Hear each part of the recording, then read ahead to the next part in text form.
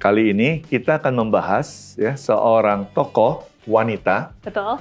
Tokoh wanita dari kalangan non-Israel, walaupun tokoh ini adanya di Perjanjian Lama. Jadi sebenarnya kalau misalnya dipikirin orang ini agak kurang dipandang ya, Pendeta? Iya, dari status sosial ya. Jadi ya kurang mumpuni ya, kata orang, kurang mumpuni. Betul. Luar biasa ya Gil, Betul, janji Pendeta. Tuhan. Jadi walaupun melenceng, dari awal kita udah bilang ya melenceng, nggak sesuai dengan keinginan Tuhan, pastinya jalan Tuhan maksud saya. Tapi Tuhan nggak masa bodoh.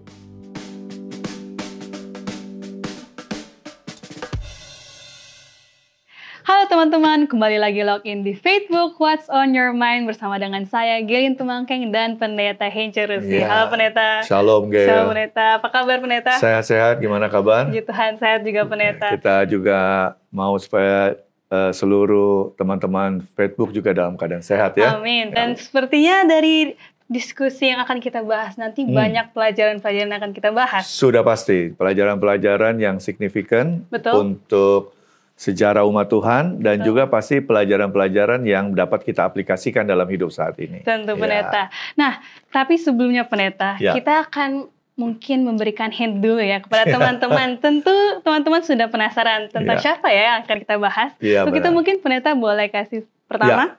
Jadi teman-teman Facebook, untuk kali ini kita akan membahas ya seorang tokoh wanita. Betul. Tokoh wanita, tapi biasanya kan dari kalangan orang Israel kan, biasa Alkitab. Tapi ini dari kalangan non-Israel, walaupun tokoh ini adanya di Perjanjian Lama. Kehidupannya tercatat di Perjanjian Lama, non-Israel, dan mungkin dari segi status sosial agak tanda kutip ya, tanda kutip adalah agak kurang baik dari status sosialnya. Ya, tapi walaupun status sosialnya tidak baik, tapi keberadaan tokoh wanita ini signifikan, sangat relate dengan perjalanan umat Tuhan, sejarah umat Tuhan, khususnya saat di Perjanjian Lama. Wah, itu dia ya. Sekali Pendeta.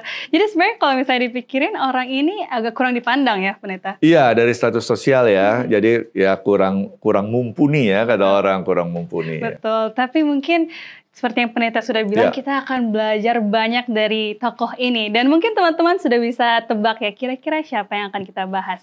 Tapi sebelumnya teman-teman, kalau teman-teman memiliki pertanyaan, ataupun mungkin rekomendasi tokoh kitab, atau mungkin permohonan doa, bisa langsung saja kirimkan ke nomor call center Hope Channel Indonesia, yang sudah tertera pada layar kaca Anda, di mana pasti tim Hope Channel akan menghubungi teman-teman sekalian untuk membahas tokoh kitab, atau mendoakan teman-teman sekalian. Nah teman-teman, kita akan masih banyak berdiskusi mengenai tokoh yang akan kita bahas untuk hari ini. Untuk itu jangan kemana-mana, tetap login di Facebook.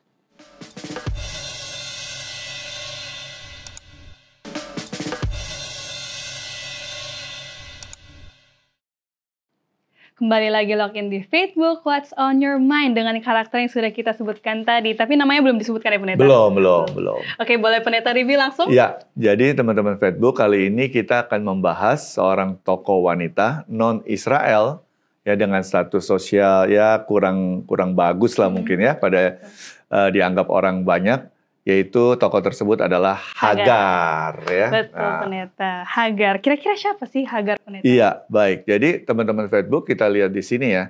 Mungkin kita cukup familiar dengan nama Hagar ya. Nah, kalau kita lihat dari sejarah kehidupan Hagar, walaupun tidak terlalu banyak di Alkitab, tetapi seperti yang saya katakan di awal tadi, signifikan, relate dengan sejarah perjalanan umat Tuhan, khususnya di Perjanjian Lama, ya, khususnya di Perjanjian Lama. Nah, Hagar ini status sosialnya memang dia seorang budak, ya, berasal dari Mesir. Dia bukan orang Israel, dia berasal dari Mesir. Nah, ada beberapa teori tentang keberadaan Hagar di tengah-tengah keluarga Abraham dan Sarah. Ada yang katakan karena dia berasal dari Mesir, bisa jadi dia adalah salah satu putri Firaun yang diberikan kepada Abraham dan Sarah untuk menebus kesalahan Firaun yang mau memperistri Sarah, padahal Sarah sudah bersuami. Padahal kalau kita lihat ceritanya kan nggak salah-salah amat Firaun kan, karena kan Abraham berbohong, dia bilang itu saudaranya bukan istrinya.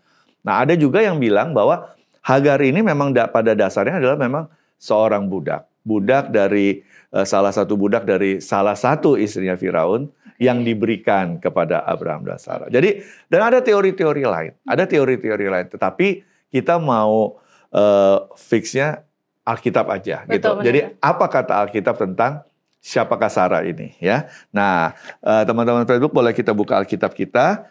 Nah, nanti Gail boleh tolong baca di Kejadian 16, kita lihat di ayat pertama. Oke, Kejadian 16 ayat 1 dengan judul perikop Hagar dan Ismail. Ayat 1, adapun Sarai, istri Abram itu tidak beranak.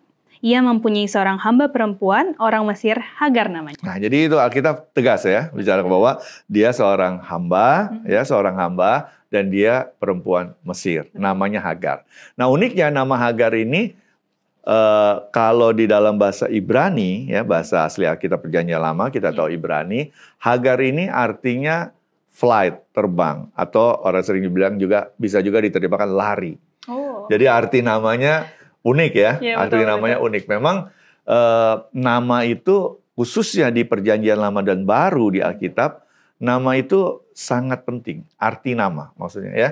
Kita bisa lihat tokoh-tokoh Alkitab, namanya itu punya arti yang luar biasa. Sama kayak Hagar, nanti juga kita akan lihat di bagian berikutnya nama anaknya ya, Ismail, kita sudah tahu itu. Nanti kita juga akan lihat sedikit arti ya, arti nama dari kedua ini, dari Hagar maupun anaknya Ismail. Betul. Ya.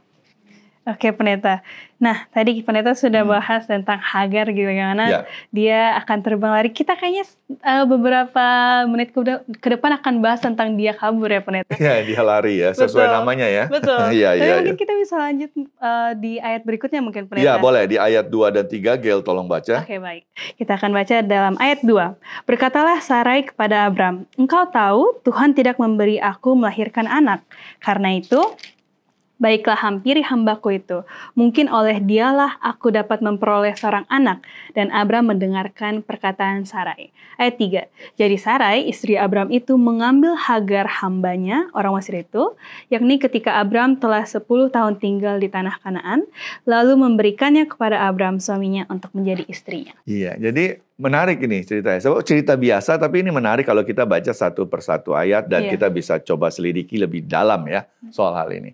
Nah, jadi teman-teman Facebook lihat, mungkin kalau bagi orang yang kritis akan bertanya, itu kan hamba perempuan banyak, kenapa juga harus Hagar yang dikasih gitu? Kan bisa kasih yang lain. Nah, kalau itu ditanyakan ke saya juga nggak punya jawaban yang pasti. Kenapa ya Sarah tuh harus memilih Hagar? Apakah ya, karena Alkitab tidak ada, kita juga tidak berandai-andai, tapi mungkin secara manusia kita berandai-andai, apakah Hagar ini begitu dekat dengan Sarah, jadi karena hubungannya yang dekat, membuat Sarah merasa tanda kutip aman memberikan Hagar pada Abraham, ya kan? Entah apalah itu, karena Alkitab tidak menjelaskan. Yang jelas adalah seperti yang dibaca tadi, bahwa Sarah memberikan Hagar kepada Abraham.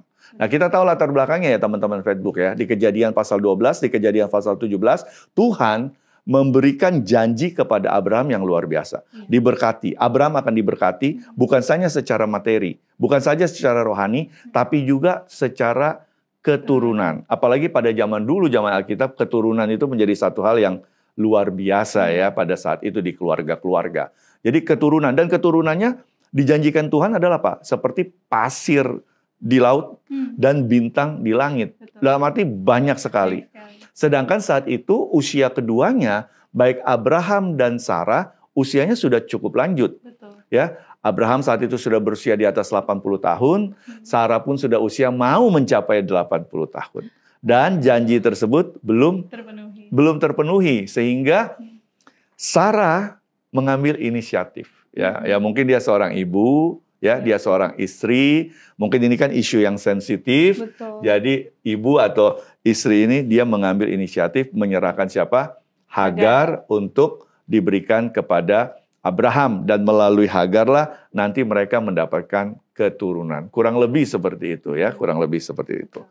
Dan mungkin di sini Sarah berpikir mungkin dari Hagar kali ya keturunannya akan jadi, tapi ternyata tidak kan? Iya, jadi memang pada saat ini baik Abraham dan terutama Sarah ya dalam konteks peristiwa ini, ya mereka memakai logika manusia yang bisa dimaklumi ya. Usianya sudah lanjut, dua-dua, apalagi Sarah ya, Sarah sudah semakin lanjut usia, Ya bagi wanita ya kita tahu ya, semakin lanjut usia kan semakin sulit juga memiliki keturunan. Sedangkan Abraham walaupun sudah lanjut tapi masih bisa dia memiliki keturunan sehingga diberikan. Jadi logika Sarah dan logika Abraham itu kalau kita lihat ya, kita kesampingkan dulu ya, kesampingkan dulu faktor Tuhan di situ, ya masuk di akal, bisa diterima gitu. Apa yang Sarah lakukan dengan memberi Hagar kepada Abraham. Dan kita tahu ceritanya ya teman-teman Facebook ya, di mana akhirnya Abraham terima usul itu, lalu dia menghampiri Hagar, lalu Hagar mengandung. Betul.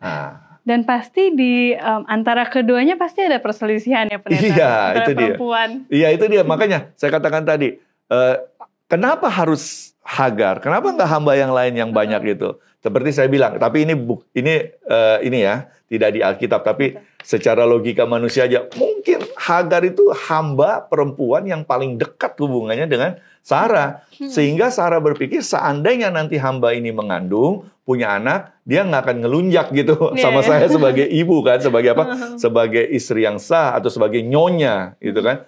Tapi kan kenyataannya berbeda mungkin ya. Nah, coba kita lihat di ayat ke-6 coba. Oke. Ayat 6. Kata Abram kepada Sarai, "Hambamu itu di bawah kekuasaanmu, perbuatlah kepadanya apa yang kau pandang baik." Lalu Sarai menindas Hagar sehingga ia lari meninggalkannya. Nah, jadi kenapa Sarah sampai membuli ya, menindas kan, menindas. Jadi pada zaman dulu bully itu ada sudah ya. Sudah ada. Jadi ditindas, jadi Sarah menindas Hagar. Karena Hagar ya memakai kehamilannya sebagai sarana untuk menyombongkan diri di hadapan tanda kutip nyonyanya. Nah, hal itulah yang tidak dipikirkan oleh Sarah saat dia memberikan Hagar kepada Abraham. Ya, saat dia memberikan Hagar kepada Abraham. Ya, itu tadi makanya kenapa alasan saya pribadi kenapa dikasih Hagar bukan yang lain, karena Sarah merasa Hagar ini yang paling dekat sama dia sehingga tidak mungkinlah menjadi sombong di hadapan dia. Kalau bahasa kita anak-anak muda menjadi belagu gitu ya, nunjak di hadapan Sarah gitu. Tapi kenyataannya kehamilannya ini dijadikan Hagar sarana untuk menyombongkan diri di hadapan Sarah. Sehingga saat di ayat 6 ini yang tadi Gail sudah baca, saat Sarah benar-benar marah, mungkin gayanya udah semakin tanda kutip ya, semakin sombong atau bagaimana, sehingga akhirnya ditindas dikatakan ya. Dari ini lihat dia di sini ya. Jadi seringkali kita pada saat kita mau memenuhi janji Tuhan dalam kehidupan kita tidak pakai cara Tuhan. Betul. Tapi kita pakai cara kita. Logika kita yang mungkin secara manusia kalau dilihat secara kasat mata, kacamata manusia bisa dimaklumi, bisa dimengerti gitu. Tapi itu kan bukan sesuai dengan janji Tuhan. Nah, itu dia yang terjadi ya. Dari tadi Gail sudah bilang, sesuai dengan namanya nih, Hagar, flight, terbang, lari dia ya. Dia lari. Dan bukan cuma sekali. Nanti kita akan lihat di waktu-waktu ini, di dalam episode ini, bagaimana Hagar lari ya. Oke, sekarang kita sambung teman-teman Facebook juga. Tolong dibaca Gail, ayat 9-11 masih di pasal 16. Oke, ayat 9. Lalu kata malaikat Tuhan itu kepadanya, "Kembalilah kepada nyonyamu, biarkanlah engkau ditindas di bawah kekuasaannya." 10. Lagi kata malaikat Tuhan itu kepadanya, "Aku akan membuat sangat banyak keturunanmu sehingga tidak dapat dihitung karena banyaknya."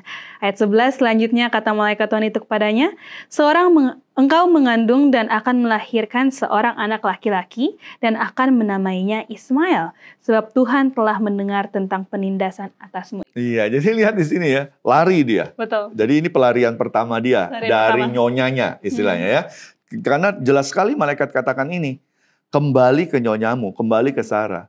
Biarin dirimu ditindas. Ini seakan-akan ya kalau seandainya ada seorang wanita seperti ini, bukan Hagar, lalu kata-kata pesannya seperti ini dari malaikat, belum tentu akan terima ya. Betul. Kalau bisa lari sejauh-jauhnya gitu, ngapain harus ditindas gitu kan. Tapi kita lihat di sini, Hagar kita tahu kembali ya, kembali. Jadi sesuai dengan pesan dari malaikat, bahwa kembali.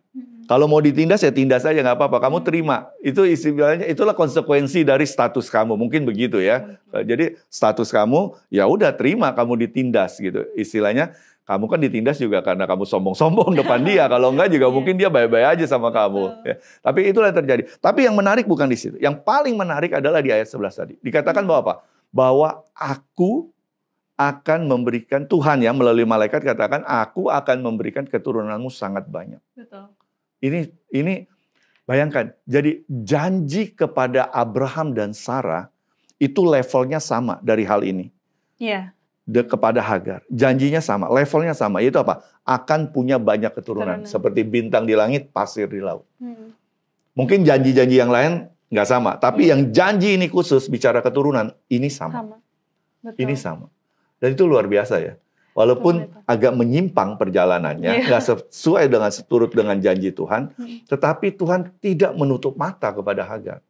Dan yang menarik dikatakan apa? Engkau akan namai anakmu laki-laki itu adalah apa? Ismail. Nah teman-teman Facebook tahu nggak arti nama Ismail? Mungkin belum tahu ya. Belum tahu ya. Ismail itu kalau bahasa Inggris artinya God will hear.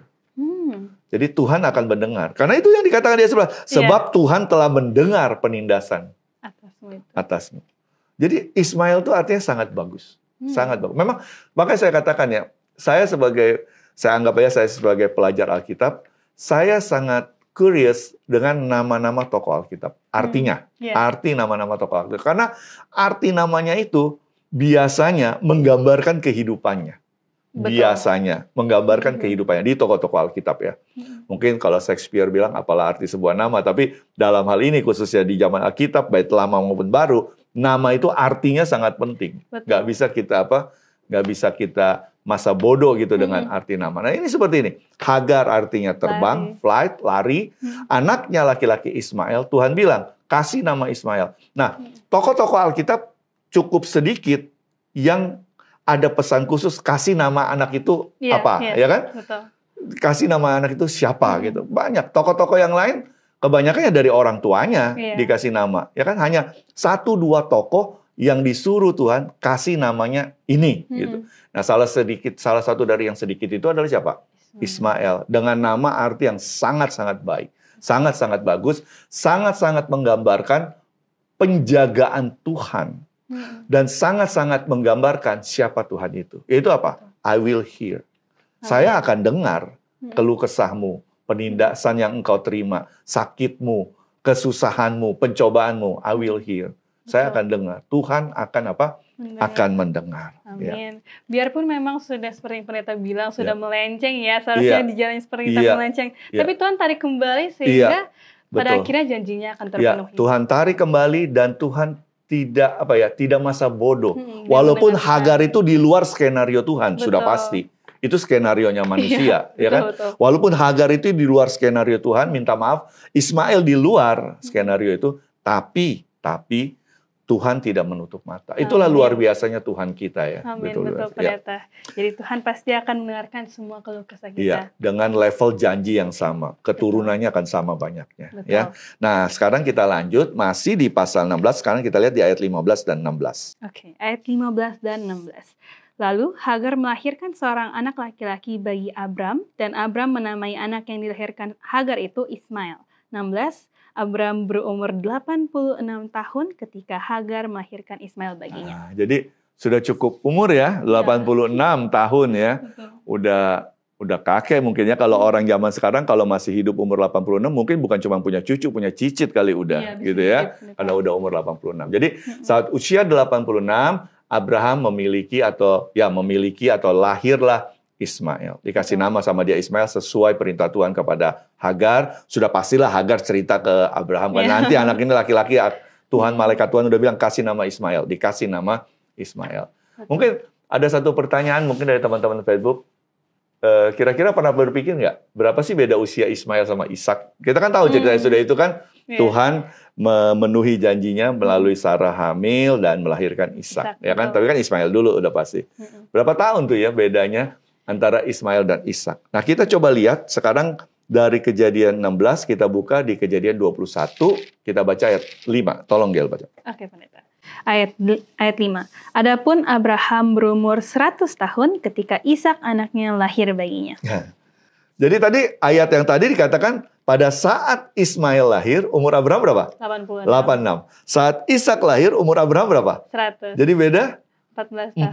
14 tahun, lumayan ya, beda lumayan 14 Jauh tahun ya. ya kan. Jauh. Ismail kalau zaman sekarang udah SMP kelas 2 atau kelas 3, sedangkan adiknya Ishak baru apa? Baru lahir. Lahir. Jadi ibaratnya Ismail itu sebagai satu sosok yang penting ya bagi Ishak dalam masa pertumbuhannya. Betul. Kan mereka pasti bertumbuh bersama itu kan. Karena kakak adik ya, walaupun beda ibu tapi kakak adik. Jadi mereka bertumbuh bersama dan sosok Ismail itu pada masa kecil Ishak itu pasti saya yakin cukup dekat ya. Karena itu akan kita lihat di ayat-ayat selanjutnya tentang kedekatan Ismail dengan siapa? Dengan Ishak. Beda 14 tahun. Ya. Jadi sudah remaja, sudah SMP kelas 2 atau kelas 3, Ismail baru dia punya adik yaitu siapa? Ishak. Ya, punya Ishak. Jadi kita tahu nih satu wawasan nambah nih ya. Kalau mau dibikin games Alkitab bisa nih ya kan. Berapa beda Ismail dan Ishak gitu umurnya. Nah, kita lanjutkan. Ini ceritanya lebih menarik lagi di pasal 21. Memang nama Hagar itu muncul sangat jarang di Alkitab. Yang paling diekspos memang di pasal 16 dan di pasal 21. Ya, sekarang kita lanjut di ayat 9 dan 10. Baik, ayat 9 dan 10.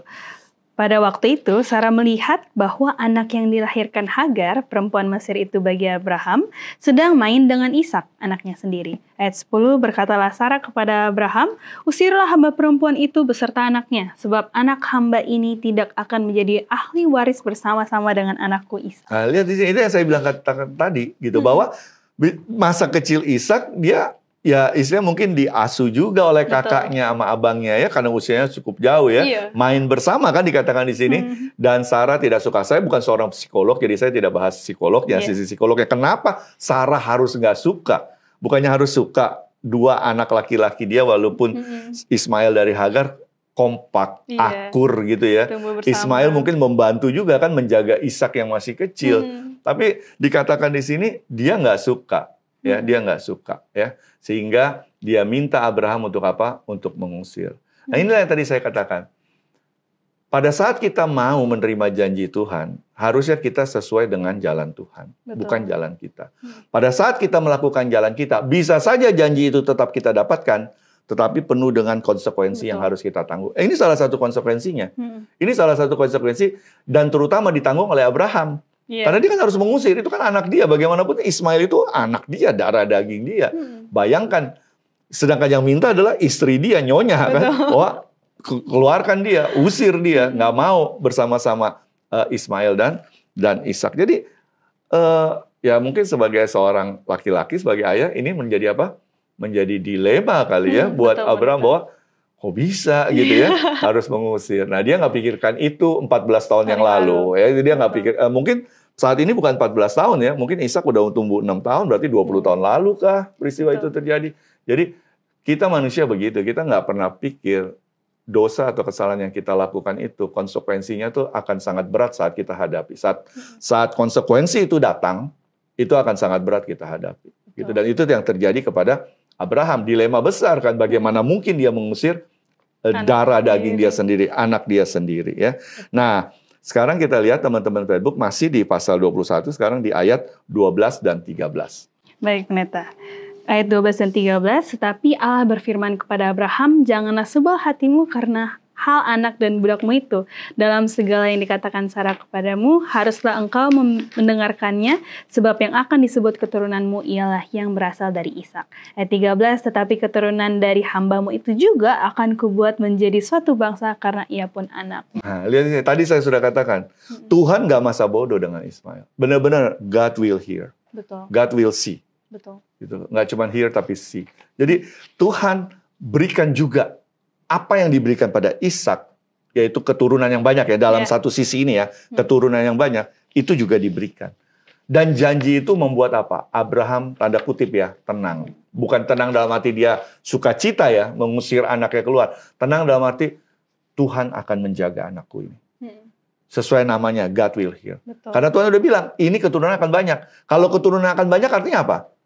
Ismail tetap hidup dong. Iya. Nggak mati kan? Kalau mati kan Betul. selesai keturunannya udah. Hmm. Ya kan? Dari sini kita bisa lihat, seperti yang dikatakan, Tuhan tidak pernah masa bodoh. Walaupun kita manusia sering melenceng jalannya, nggak sesuai janjinya, pakai jalan kita sendiri, tapi Tuhan tetap apa?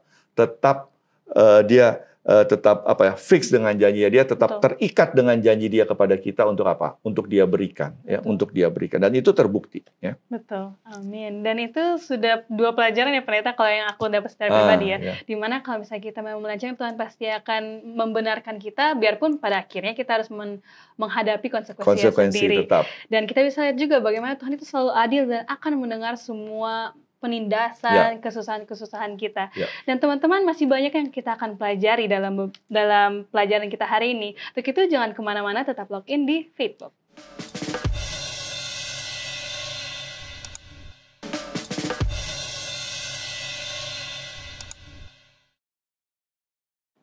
Kembali lagi login di Facebook, What's on Your Mind dengan Hagar, di mana tadi kita sudah membahas banyak tentang janji Tuhan ya, Ya, pendeta. janji Tuhan, ya. Dan kembali kita sudah membahas bagaimana di sini Hagar kembali diusir. Diusir. Dan pada akhirnya nggak kembali lagi pendeta. Nggak kembali lagi. Dia benar-benar lari ya, sesuai nama dia, flight dia. Udah terbang dia, betul. lari dia. Sesuai dengan namanya. Iya.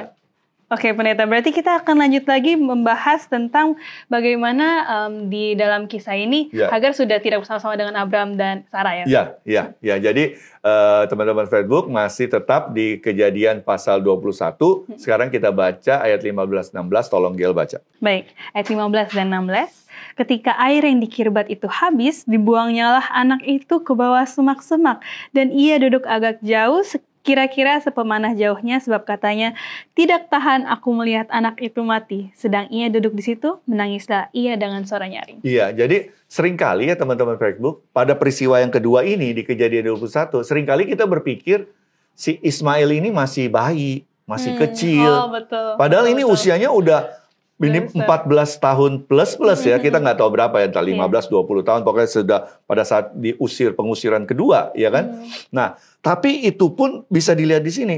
Hagar udah hopeless, dia udah putus harapan untuk kelangsungan hidup anaknya Ismail. Karena mereka nggak ada makanan, nggak ada juga minuman di tempat yang namanya Kirbat itu. Habis udah semuanya.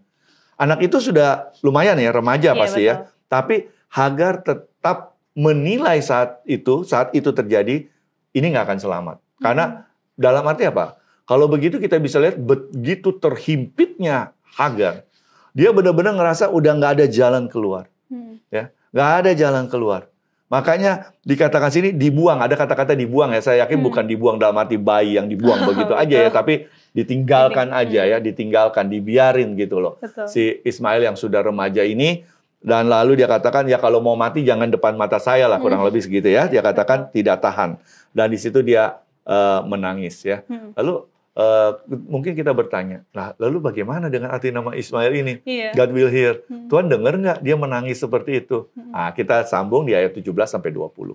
Ayat 17 dan sampai 20. Ya. Allah mendengar suara anak itu, lalu malaikat Allah berseru dari langit kepada Hagar, katanya kepadanya, apakah yang engkau susahkan Hagar? Janganlah takut, sebab Allah telah mendengar suara anak itu dari tempat ia terbaring. Bangunlah, angkatlah anak itu dan bimbinglah dia, sebab aku akan membuat dia menjadi bangsa yang besar. Lalu Allah membuka mata Hagar sehingga ia melihat sebuah sumur. Ia pergi mengisi kirbatnya dengan air, kemudian diberinya anak itu minum. Allah menyertai anak itu sehingga ia bertambah besar, ia menetap di padang gurun dan menjadi seorang pemanah. Nah, jadi teman-teman Facebook kita lihat di sini. God will hear, sesuai namanya ya. Jadi pada saat Hagar berteriak, menangis, minta tolong kepada Tuhan, ya kan? Untuk anaknya ya, bukan buat diri dia pasti di sini. Untuk anaknya, Tuhan dengar. Dan berkali-kali loh cerita tentang Ismail ini. Selalu Tuhan katakan apa? Aku akan menjadikan dia bangsa yang besar. Keturunannya akan banyak. Aku akan menjadikan dia bangsa yang besar. Dan itu terbukti ya sampai sekarang ya. Kalau kita belajar sejarah manusia, sejarah umat Tuhan. Nah, kita lihat di sini ada beberapa hal yang menarik. Pertama ya terjadi mujizat. Tiba-tiba dia lihat kayak ada sumur kan, sehingga dia ambil air bisa minum. Lalu dia tinggal di situ. Anak itu dia besarkan ya. Kita nggak tahu ya, karena Alkitab kan tidak jelaskan lagi berapa saudaranya Ismail dan apa, tapi yang jelas keturunannya banyak dan itu sudah pasti. Dan ada kata-kata yang menarik di sini adalah apa? Immanuel. Karena dikatakan di situ, aku akan menyertai anak itu. Ya kan? Betul. Yesus pada saat lahir kita ingat di Matius pasal 1, Immanuel kan? Betul. Kalau namanya dia Immanuel, Immanuel artinya apa? Aku akan berserta dengan sama, kata-kata yang sama. Tuhan katakan buat Ismail dan juga buat Hagar pastinya. Betul. Aku akan menyertai kalian. Terlebih menyertai anak ini. Karena anak ini akan menjadi bangsa yang besar. Keturunannya akan sangat banyak. Sangat banyak. Betul. Jadi luar biasa ya Gel, janji Pendeta. Tuhan. Jadi walaupun melenceng, dari awal kita udah bilang ya melenceng, gak sesuai dengan keinginan Tuhan, pastinya jalan Tuhan maksud saya. Tapi Tuhan gak masa bodoh. Tuhan bukan berarti Tuhan membenarkan dosa Abraham dan Sarah dengan mengambil Hagar, tetapi di sini kita bisa lihat Tuhan memulihkan mungkin lebih tepatnya. Dan bukan memulihkan hanya Sarah, Abraham, dan Ishak, tapi juga Tuhan memulihkan Hagar dan Ismail walaupun, sekali lagi, walaupun minta maaf, di tanda kutip, di luar skenario Tuhan. Tapi dia pulihkan dengan arti nama itu dan dikatakan apa? Aku akan apa? Menyertai. Nah, yang menarik, hal menarik berikutnya, Gail, adalah dikatakan profesi dia akan jadi apa? Di ayat terakhir itu? Seorang pemanah. Seorang pemanah. Ya zaman dulu kan memang senjata ya panah mungkin yang paling modern. Ya kan? Mungkin kalau pisau sama tombak kan dekat jaraknya. Kalau panah jauh. Nggak ada pistol, nggak ada apa-apa zaman dulu. Ya kan? Jadi seorang pemanah, seorang ahli memanah itu adalah orang yang sangat-sangat dibutuhkan. Apalagi pada zaman sekarang perang selalu berlangsung kan, selalu terjadi. Jadi memiliki seorang pemanah yang jitu, istilahnya sniper kalau zaman sekarang, ya kan? Memiliki sniper dalam arti pemanah yang jitu, archer, ya dalam bahasa Inggris disebut archer, adalah satu hal yang sangat menguntungkan. Menguntungkan buat orang yang memiliki, menguntungkan juga buat pemanah itu sendiri. Bisa jadi inilah yang membuat Ismail menjadi bangsa yang besar. Karena keterampilannya pasti kan dia turunkan ke anak-anaknya, ya. Dia turunkan keturunan menjadi pemanah-pemanah hebat. Pemanah-pemanah handal yang memang dibutuhkan. Tapi ada yang menarik nih, Gil, ya, teman-teman Facebook juga. Kata archer. Kata archer ini, ya, istilah archer ini di dalam bahasa Ibrani, bahasa aslinya, itu disebut raubau. Raubau. Jadi kita tahu buku Kejadian sampai Ulangan kan Musa yang menulis. Betul ya? Nabi Musa yang menulis. Nabi Musa untuk cerita ini menuliskan kata archer itu adalah raubau. Nah, pemanah itu di Alkitab, di khusus Perjanjian Lama ada dua istilah. Nah, tapi Musa memakai istilah raubau. Raubau itu bukan artinya kalau secara gamblang ya, secara bahasa itu to shot. Ya, menembak. Tapi semua bukan cuma menembak. Ini dia. Makanya begini teman-teman Facebook, saya mau katakan, kalau kita belajar Alkitab, lalu kalau kita bisa dapat bahasa-bahasa asli dari Alkitabnya, istilah-istilah atau arti nama, kita akan bisa lebih menyelami peristiwa tersebut. Karena kita tahu, karena arti nama atau arti satu kata itu bukan cuma sekedar seperti itu, pemanah, udah selesai urusan gitu. Tapi punya makna yang lebih dalam. Ada makna yang tersembunyi di balik kata itu. Makanya itu asiknya kalau kita belajar Alkitab dan kita bisa melihat bahasa aslinya. Ya, kalau Perjanjian Lama bahasa Ibrani, Perjanjian Baru bahasa Greka. Nah, archer robo bukan sekedar penembak jitu yang menembak, tapi juga punya makna yang dalam adalah apa? Menjadi hebat, menjadi banyak, menjadi tidak terhitung. Numerous. Ya. Jadi kita lihat di teman-teman. Jadi sangat-sangat luar biasa Tuhan. Jadi bukan cuma sekedar menjadi pemanah yang jitu, Ismail, ya kan? God will hear ini. Tapi juga dari archer, kata archer sendiri, raubau itu, maknanya bukan cuma sekali lagi bukan pemanah yang jitu, tapi apa? Menjadi banyak, menjadi tidak terhitung. Nah, bukannya itu janji Tuhan. Bahwa keturunan akan banyak, keturunannya akan tidak terhitung, menjadi bangsa yang apa? Besar. Luar biasa ya Tuhan ya. Nah, gitu kan. Luar biasa. Penggunaan kata ini juga sangat penting ya. Itu sangat menarik ya Pendeta. Menurutku secara pribadi. Karena kalau bahasa Indonesia memang cuma pemanah. Tapi di belakang itu ternyata ada arti ya. Dari kata aslinya itu ada arti. Nah tadi saya katakan 2 kali kata pemanah atau archer itu di dalam Alkitab. Yang pertama tadi ditulis Musa di Kejadian 21 ayat 20. Nah, yang kedua ditulis oleh Nabi Yeremia. Nggak apa-apa ya, kita lihat sedikit ya Nabi Yeremia ya. Di Yeremia 51 ayat 3. Bicara soal archer, raw bow. Yeremia 51 ayat 3. Hendaklah si pemanah membidikkan panahnya kepada orang yang membidik dan kepada orang yang berbaju zirah. Janganlah merasa sayang akan teruna-terunanya, tumpaslah segala tentara. Nah, ini yang menarik yang saya katakan. Ada 2 ayat tentang pemanah, dua-duanya bahasa aslinya beda. Iya, kalau archer yang di Kejadian 21 yang menggambarkan Ismail, bukan cuma seorang pemanah yang jitu, menembak yang jitu, tapi menjadi hebat, menjadi besar, menjadi tidak terhitung jumlahnya. Tapi kata archer di Yeremia, dia pakai kata daurak. Daurak ini artinya literal, pemanah yang pakai busur, udah gitu loh. Jadi pemanah pakai busur ya daurak bahasanya gitu. Bukan rawbau. Bukan rawbau. Rawbau hanya dipakai untuk Ismail. Luar biasa ya. Jadi kalau kita teman-teman Facebook dapat belajar Alkitab lebih detail, lebih dalam ya. Belajar Alkitab itu asik. Betul, benar. Belajar Alkitab itu asik ya. Itu asik karena apa? Kita bisa tahu makna di balik arti kata atau arti nama. Bayangkan satu kata aja profesi. Pemanah hanya cuma 2 ayat, tapi masing-masing penulis Musa dan Yeremia menggunakan istilah yang berbeda. Musa menggunakan rabau yang artinya bukan cuma menembak jitu, tapi jadi hebat, jadi banyak, jadi tidak terhitung. Sedangkan Yeremia pakai kata archer, ya benar-benar literal, directly gitu loh. Pemanah yang pakai busur, darat. Gitu. Jadi itu yang apa?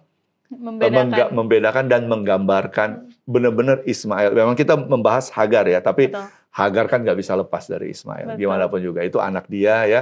Dan kalau kita bicara Ismail kan sampai sekarang ya keturunan Ismail kita yakini adalah saudara-saudara kita ya, yang ada bersama dengan kita ya. Ini adalah sejarah umat manusia, sejarah umat Tuhan yang panjang dari zaman Abraham sampai ke zaman kita, bahkan sampai nanti saat Yesus datang kedua kali. Jadi kita bisa lihat ya, secara spesifik Tuhan memberkati Ismail. Amin. Ya, Tuhan memberkati Ismail. Betul, pendeta. Dan pada akhirnya memang seperti pendeta bilang, janji Tuhan terpenuhi. Janji sampai Tuhan sekarang. terpenuhi. Jadi bukan cuma dari Hagar ya pendeta yang kita pelajari, kita juga ternyata belajar dari Ismail. Dari anaknya Ismail. Betul. Dan bagaimana kita bisa kembali mengingat bahwa Tuhan itu adil. Tuhan menetapkan memang sebenarnya Ishak yang harusnya menjadi keturunan Abraham, tapi pada akhirnya Ismail juga. Dan di sini kita juga bisa belajar bagaimana Tuhan selalu mendengar setiap penindasan dan kesengsaraan kita. Nah, teman-teman Facebook, kita akan membahas sedikit lagi mengenai Hagar dan ternyata Ismail. Untuk itu jangan kemana-mana, kita akan tetap login di Facebook.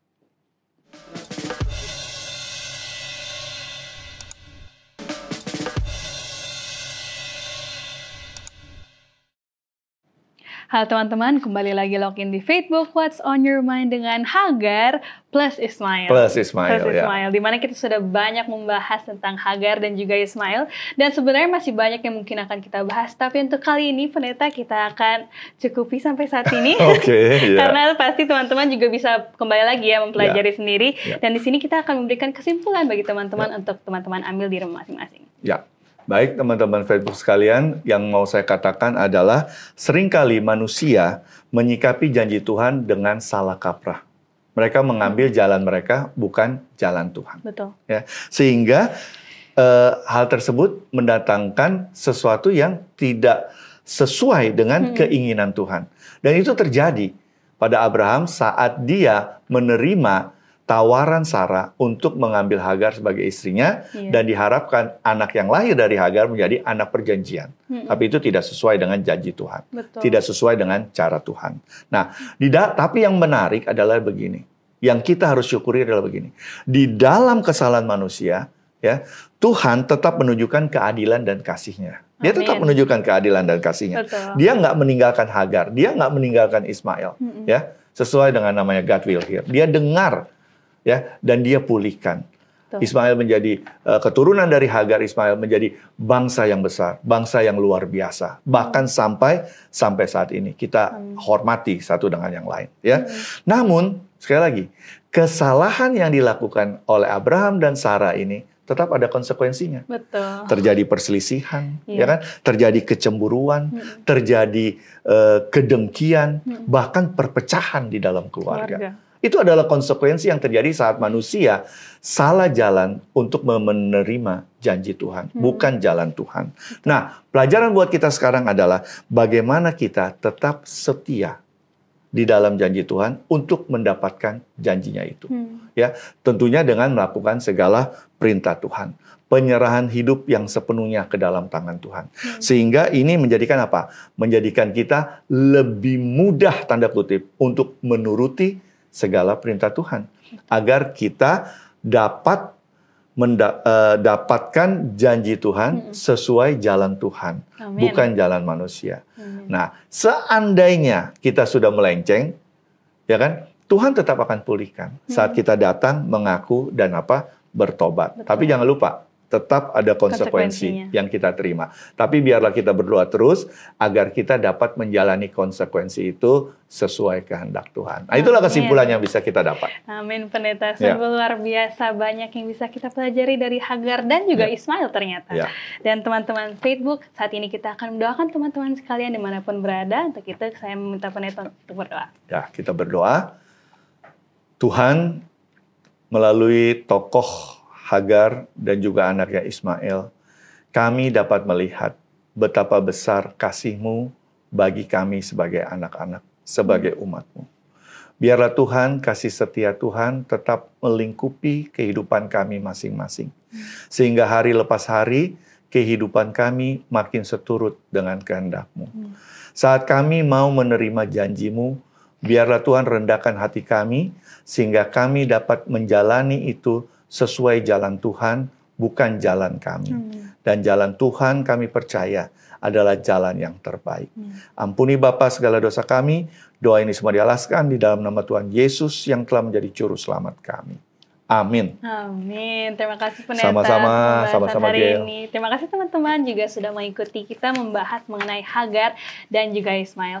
Jadi kembali bagi teman-teman yang memiliki pertanyaan, permohonan doa, atau mungkin rekomendasi mengenai Alkitab, tokoh-tokoh Alkitab yang teman-teman mau kita bahas, jangan lupa untuk berikan kepada call center Hope Channel Indonesia atau masukin kepada sosial media kita, dan juga kita akan tentu mendengarkan teman-teman sekalian dan membahas tokoh-tokoh tersebut. Untuk itu kita akan kembali bertemu di episode berikutnya. Saya Gelin Tumangkeng beserta dengan Pendeta Hence. Kita akan log out dari Facebook untuk hari ini.